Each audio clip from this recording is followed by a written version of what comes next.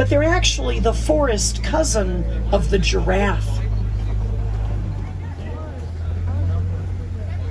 Sometimes when I drive through this part of the reserve, I get to see black rhinoceros, and I know they look indestructible, but they've been hit hard by poaching. There are less than 5,000 black rhinos left in all the world today. It can make them difficult to find.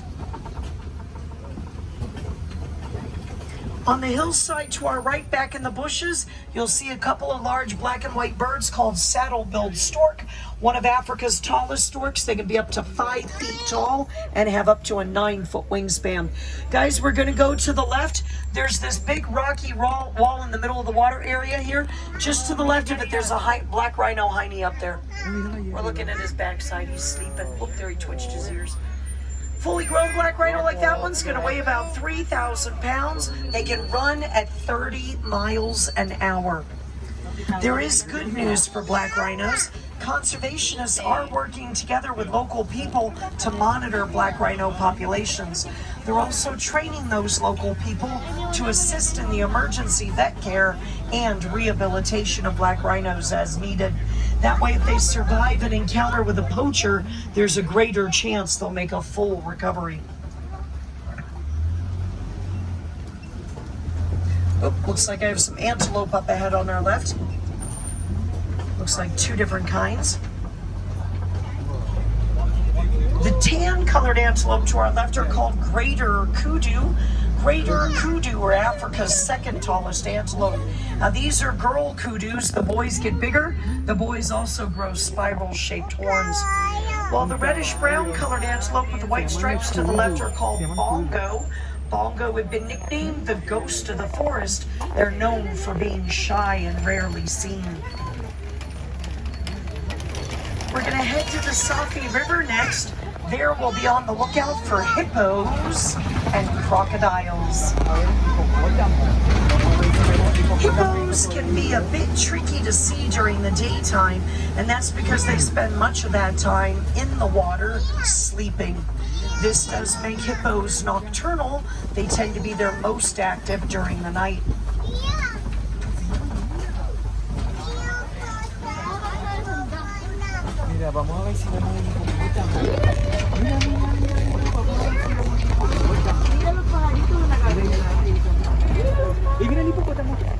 There's a hippo in the water in front of what's left of that tree on the right. He just came up for air and went right back under. Not the best swimmers, but hippos can hold their breath for up to 8 minutes at a time. Most of the time when you see hippos moving in the water, they're just walking on the bottom of the river. I've got more hippos in the water over to the left. They're on the left side of that island there, but I think I can get us a better view up ahead. Hang on. On both sides, you'll see pink-backed pelicans.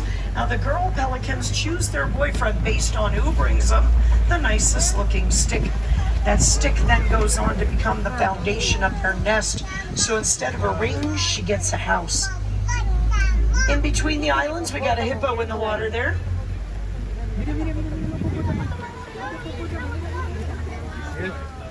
Out of the water, hippos are pretty mobile. They can run at 20 miles an hour and turn on a dime.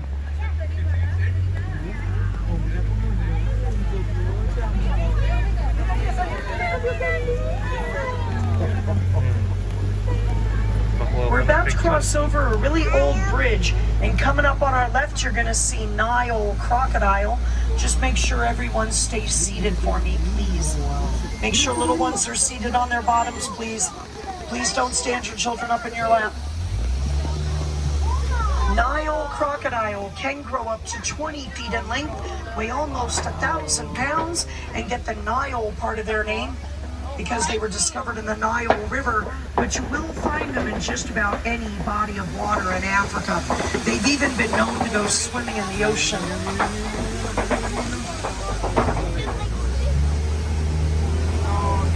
We are now heading to the savanna grassland system of the reserve.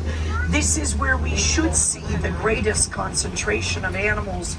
On our way there, I want to show you my favorite kind of tree that you'll see here in Africa, known as the baobab, or the upside down tree. I've got a really nice looking one coming up on the right. You'll see more scattered throughout the savanna. Baobab trees do remain leafless for about 9 months out of the year. And during the rainy season, not only do they grow leaves, but they also produce a citrus-tasting fruit that the locals will use to make something similar to lemonade. Now I'm already starting to see some movement on the savanna down below, including Ankole cattle, wildebeest, and giraffe. I should be able to get you a pretty good view of just about everybody out here.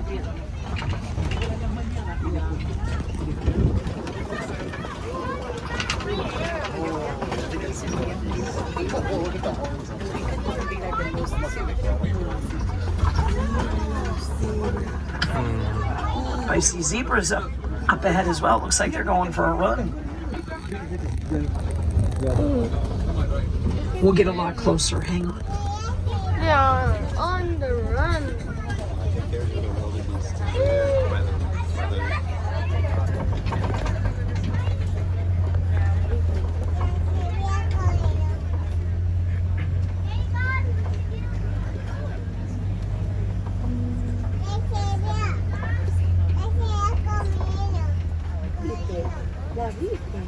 Now these are going to be Hartman's mountain zebras that you're seeing coming up on our right. One of 3 different kinds of zebras found in Africa. As their name implies, you'll typically find Hartman's mountain zebras in the hillier parts of the reserve. Zebras are members of the equine family. That means they're related to animals like horses and donkeys.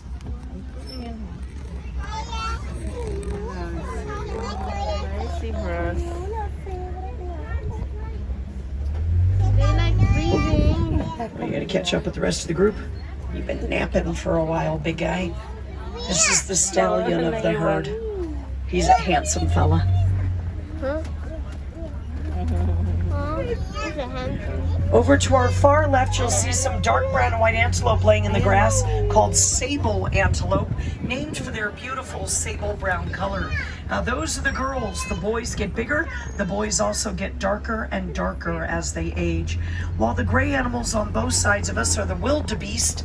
Wildebeest are part of one of the largest animal migrations left on Earth. When wildebeest migrate across the Serengeti, their herds will number in the tens of thousands. It's quite a spectacle. That's when most people go to Africa. They want to see that great migration. The strange-looking cones of earth popping up everywhere are termite mounds, but not the kind of termites that eat your house. African termites spend most of their lifetime inside those mounds. Over to our left, you're going to see an Ankole cow. Yep, that's a girl. I'll show you the bull. He's up ahead. Ankole cattle also go by the name Watusi, which is the name of the tribe that first domesticated the cattle over 6,000 years ago. And then coming up on our right, I've got some small tan black and white gazelles called springbok, and these are fully grown. They only weigh about 70 to 100 pounds. They get the spring part of their name because they can leap 10 feet in the air to get away from a predator. Springbok can also run at 50 miles an hour. Tiny but mighty, I call them. Tan antelope in the bushes to the far right is an eland. The gray one that's going to be walking up behind her in a moment is the male. Eland are Africa's largest antelope. Males like him can stand 6 feet tall at the shoulder and weigh about 2,000 pounds. He's got his head decorated right now. We call that a flower crown. It's how he attracts the girls. If they don't like it, they rip it off his head and he has to try again. If they like it, they hang out with him and they don't bother his flower crown. Evidently, she likes this one. Now here's some more of the Ankole cattle. Solid brown one is the bull, brown and white ones are the cows. The horns do for the cattle what a radiator does for a car. The horns help to cool their blood down on hot days so that they don't overheat. The horns are not as heavy as they look. They're actually mostly hollow inside. Oh, I see giraffe up ahead on the left. Now there are 9 different types of giraffe found throughout Africa. Type of giraffe we're going to be seeing are called Maasai giraffe. Maasai giraffe are known for their beautiful reddish brown color and lacy look to their patch pattern. We're going to get a lot closer. Hang on.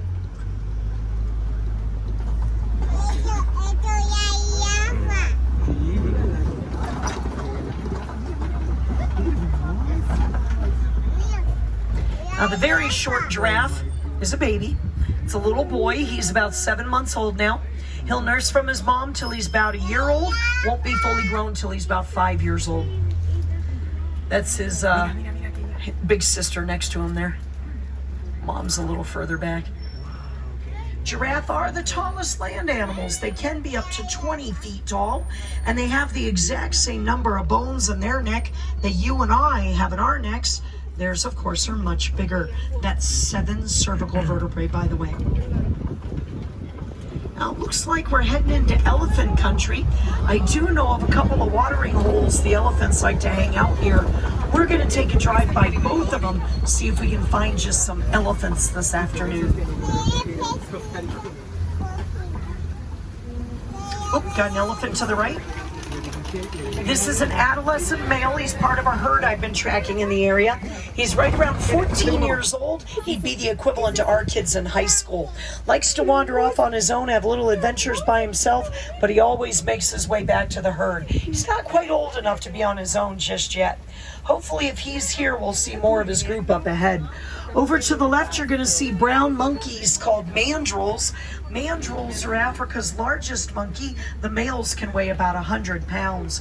Mandrills are omnivores. That means they'll eat anything. Plants, bugs, small animals if they can catch them. Now that young male elephant is only about half his adult size. Right now he weighs right around 6,000 pounds. Fully grown, he'll weigh between 11,000 and 13,000 pounds. Girls are about half that size, weighing between 6,000 and 8,000 pounds. Researchers are studying elephants and how they communicate with one another in an effort to better understand exactly what elephants need to survive. Turns out a lot of what elephants say to each other we cannot hear. It's infrasonic or below the human level of hearing. Those infrasonic sounds can travel pretty far, and one elephant can be talking to another elephant up to 5 miles away. The really cool part, not only do elephants listen for those sounds with their ears, but they can also pick up the vibration of the sound through the ground with their feet. So elephants listen with their ears and their feet. Oh, hang on, I think I see more of the herd up ahead on the left. Herds of elephants are made up of females and their youngsters, and for the most part, all the females in a herd will be related to each other because mothers and daughters often spend their whole lifetime together. The boys, on the other hand, get kicked out of the herd when they hit their mid to late teens for getting too pushy. The boys will then either live on their own or more likely hang out with a bunch of other boys.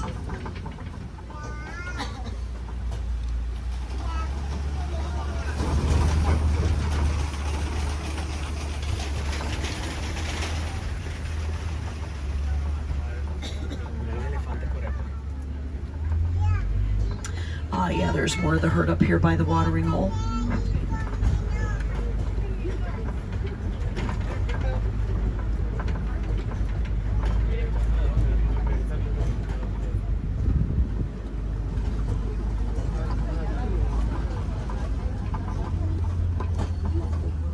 There's some more wildebeest over to our right, just chilling out on the hill there.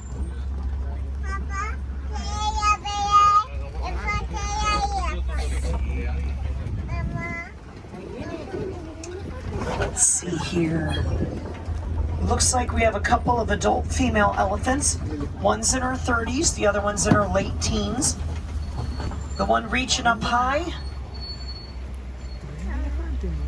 is one of those adult females. That's the younger of the two. The one that's most to the right is an adolescent female that's about 12 years old. She's kind of like a middle school, junior high kid. The two adult females are actually mother and daughter. The 12-year-old is one of their mom's niece, daughter's cousin. They have the same dad, but different moms.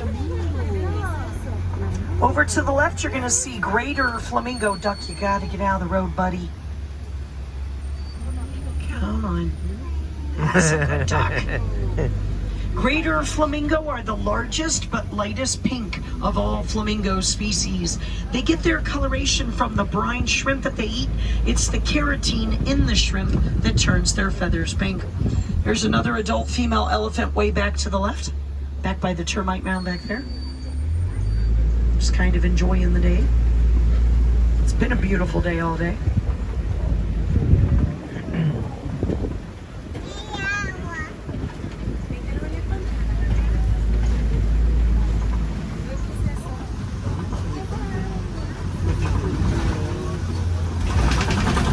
Oh, I got some white rhinoceros coming up on our left.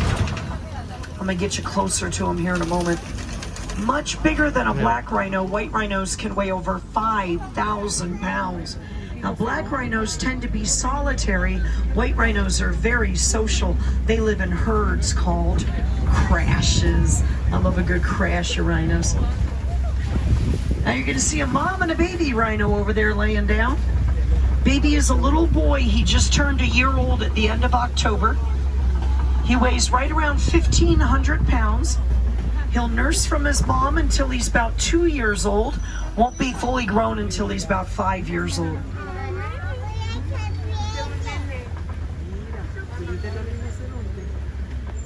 Now, white rhinos are not named for the color of their skin. It's a mistranslation.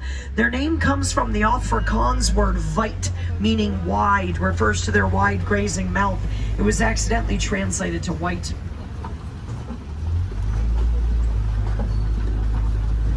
Okay guys, I got this really big rocky area over here to our left. I want you to go to the right of it. There's a cheetah laying on the ground there.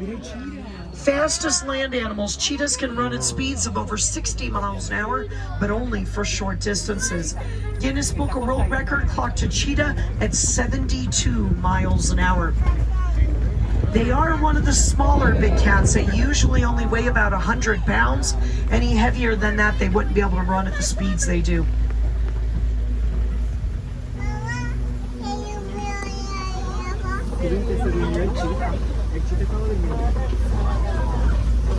Now it looks like we made it to the Kopi.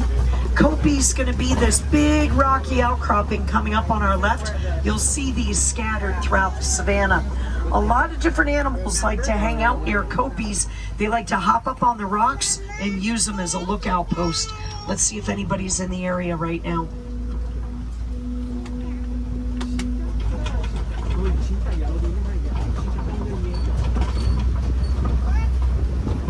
Oh, a little tricky to see. Hillside to the right here. I've got a small dark brown and white antelope called a buntebok. Very rare, only found in protected reserves. Buntebok used to be hunted for their fur. Looks like there's some ostrich to the right down by the warden's pickup truck. Largest bird in the world, but they cannot fly. They can run at 40 miles an hour.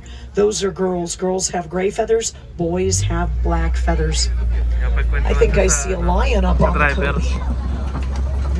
Oop, 2 of them. There's one on the highest rock.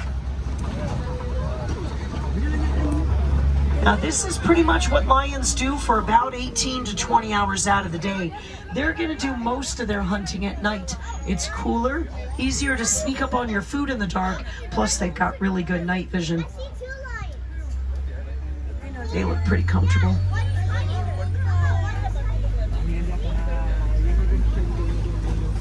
Sleepy warthogs coming up on our left. There's a big puddle of water over here to the left. The warthogs are behind it, laying in the sun.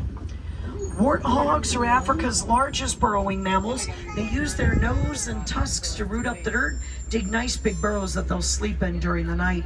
Like most members of the pig family, warthogs are really smart animals.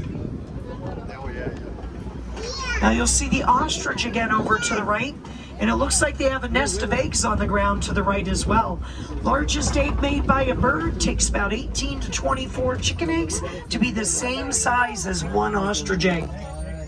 They also take about twice as long to hatch. A chicken egg will hatch in about 20 days. It can take more than 45 days for an ostrich egg to hatch. Ostriches belong to a rather interesting group of birds known as the rat-tites. Rat-tites include, of course, the ostrich of Africa, the rhea of South America, the cassowary and emu of Australia, and the kiwi of New Zealand.